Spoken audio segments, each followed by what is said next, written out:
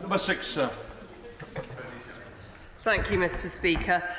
Colleagues who are regulars at Attorney General's questions know that the Law Officers Convention prevents me from disclosing outside government whether or not I have provided advice and the specifics of that advice. But colleagues also know that I take very seriously my obligations to ensure that the government is acting in a lawful manner, both on the domestic and the international front. Imran Hussain.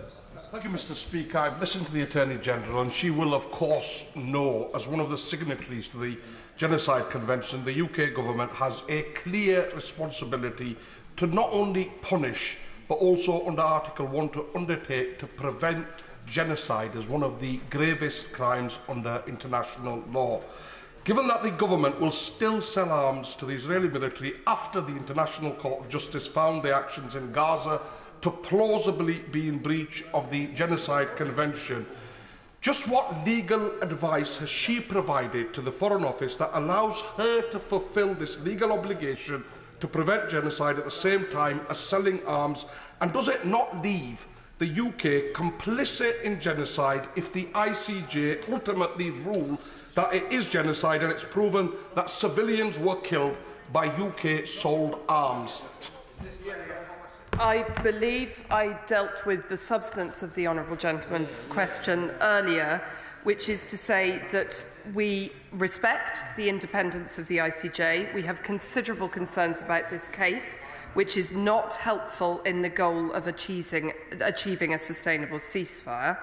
And we accept that the court has made a provisional measures order, and much of that order we wholeheartedly agree with. We would, however, suggest that we do not bandy around terms such as genocide until there's been a final ruling of the court.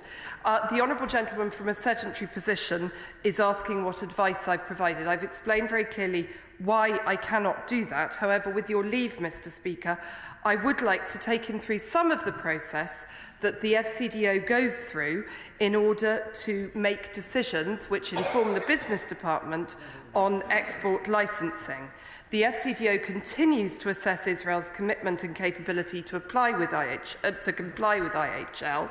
The assessments are supported by a detailed evidence base, including analysis of the conflict, reporting from NGOs, international bodies and partner countries, statements from the Israeli government, military representative and Israel's track record.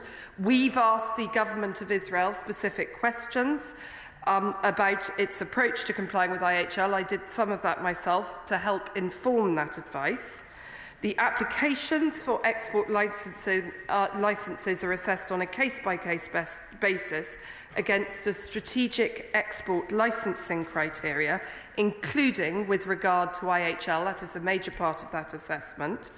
We keep licenses under careful and continuing review, and the government is able to amend, suspend or refuse or revoke licenses as circumstances require. Thank you. We now